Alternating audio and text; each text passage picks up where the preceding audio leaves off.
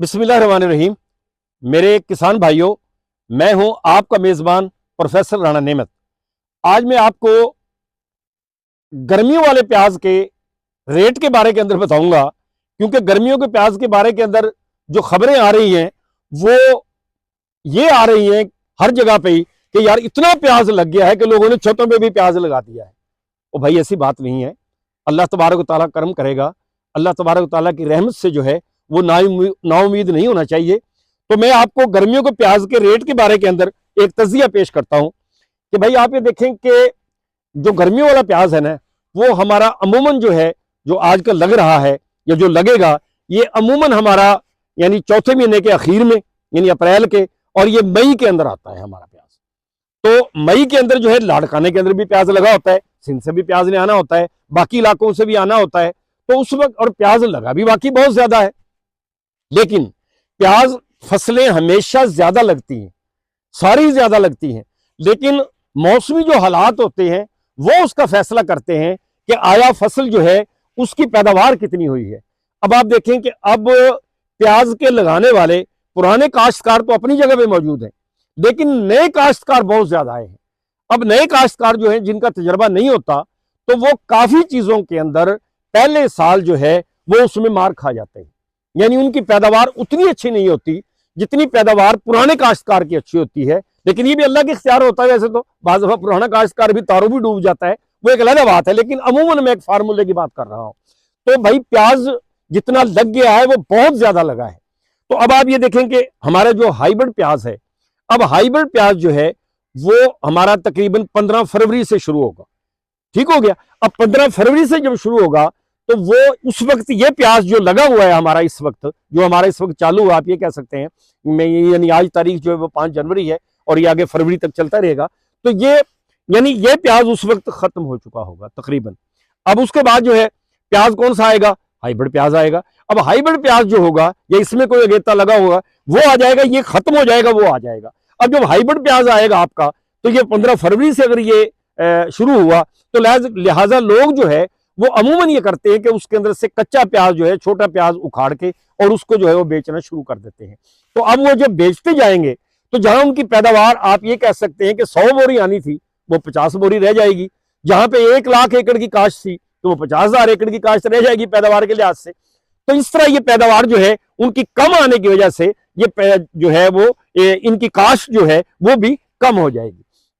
अब जब हाइब्रिड प्याज का तकरीबन अखीर चल रहा होगा, तो उसी दौरान के अंदर आधा हाइब्रिड प्याज आएगा और आधा हमारा प्याज जो होगा, जो खरबूजे में लगाया होगा, बाकी चीजों के अंदर लगाया होगा, तो वो प्याज भी उसी वक्त आ जाएगा। अब उसकी जो शनीद आ रही है वो ये है कि गर्मियों के अंदर एक वैसे तो प्याज जो है उसकी खपत जो है वो सर्दियों की बनिस्बत बढ़ जाती है, क्योंकि लोग उसको प्याज काट के भी खाते हैं, सलाद ज्यादा बनाते हैं, चटनी बनाते हैं, बाकी चीजें बनती रहती हैं प्याज की, तो वो भी उसकी खपत ज्यादा होगी। दूसरा ये है कि इस दफा जो है वो ये शुनीद आ रही है, और ये कभी मतलब इसके जो है वो इशारे मिल रहे हैं कि बांग्लादेश जो है वो हमसे प्याज जो है वो इंपोर्ट करेगा। अगर बांग्लादेश ने हमसे प्याज इंपोर्ट कर लिया, जिसकी कि कभी उम्मीद है, और हमारे मुख्तलिफ जो है वो वफद जो है, तिजारती वफद, वो वहां पे बांग्लादेश के अंदर जो है वो गए भी हैं, और जो हमारे बांग्लादेशी भाई हैं उन्होंने अब इंडिया की बजाय पाकिस्तान का जो है वो रुख कर लिया है। हमारी चीनी भी वहां पे जा रही है, हमारी बाकी चीजें भी जो है वो बांग्लादेश जो है वो हमारी प्रोडक्ट्स जो है उनको ले रहा है। इसी तरह प्याज अगर हमारा वहां पे चला गया ना, जो कि इंशाल्लाह कभी उम्मीद है जाएगा, तो इससे जो है इंशाल्लाह ताला जो गर्मी वाला प्याज है उसका भी दरमियाना रेट जो है वो मिल जाएगा। अब गर्मी वाले प्याज को एक और एडवांटेज होता है कि वो ज्यादा प्याज जो लगा होता है, नसरपुरी लगा होता है या वो देसी प्याज लगा होता है, तो आप उसको स्टोर भी कर सकते हैं।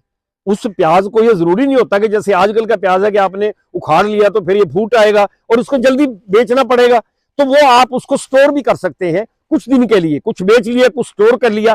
तो इस तरह ये आगे पीछे करके उस प्याज के अंदर भी इंशाअल्लाहुल अजीज आपको जो है वो दरमियाना रेट मिल सकता है। अब इसके अंदर आपने और क्या एहतियाती तदाबीर करनी है कि वो आपको जो है वो घाटा ना पड़े और अच्छे आपके जो है वो आपको जो है ना वो पैसे मिल जाए। तो उसके अंदर आप एक और चीज कर सकते हैं कि आप जो है, मैंने पहले भी आप जो मेरी वीडियोस थी उनके अंदर मैंने आपको बताया था कि आप उसके साथ जो है वो मखलूत काश्त कर ले, मैंने वो आपको 5-6 फसलें मुख्तलिफ मेरी पहली जो वीडियोस हैं उनके अंदर मैंने बताया हुआ है कि आप अकेला प्याज जो आगे अब आपने लगाना है मेरे भाइयों, वो आप अकेला प्याज, मेरी अपनी जो राय ये है कि उसको आप अकेला प्याज ना लगाएं। जो आपने देसी प्याज लगाना है, जो आपने हाइब्रिड प्याज लगाना है ना, उसको आप लगा सकते हैं, क्योंकि वो देसी के ऊपर लगता है और उसकी जो उसकी पैदावार पे आप जोर दें। आप कोशिश करें कि उसकी पैदावार आपकी 600 मन से लेके 1000 मन तक आपकी आ जाए। अगर इतनी पैदावार आप ले लेते हैं ना, तो आपका रेट अगर थोड़ा सा कम भी होगा ना, तो इंशाल्लाह ताला आप घाटे से ही बच जाएंगे और आपको दरमियाना सा मुनाफा जो है वो भी आपको मिल जाएगा। तो इस तरह जो है आप इंशाअल्लाहुल अजीज, जिसने प्याज लगा लिया है ना, वो अब डिसहार्ट ना हो। अब वो इंशाल्लाह अल्लाह के पे भरोसा रख के और अब उसकी पूरी तरीके से उसकी जो है पैदावार पे जोर दे। इंशाल्लाह ताला अल्लाह तबारक ताला किसी की मेहनत रायगा नहीं जाने देता। अल्लाह ताला आपको इंशाल्लाह उसके अंदर रोजी जरूर देगा।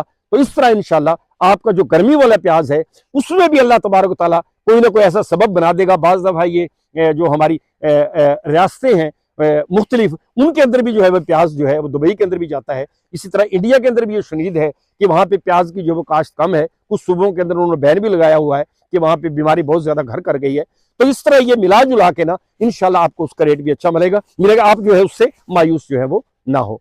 तो मेरे किसान भाइयों, अगर आपको मेरी ये बातें पसंद आई हैं तो आप जो नए आने वाले मेरे जो साथी हैं वो चैनल को सब्सक्राइब कर दें, और जो मेरे पुराने काश्तकार भाई हैं वो इसको लाइक भी कर दें और शेयर भी करें, ताकि हर आने वाली वीडियो जो है वो आपको घर बैठे मिलती रहे। मेरे तमाम किसान भाइयों का शुक्रिया।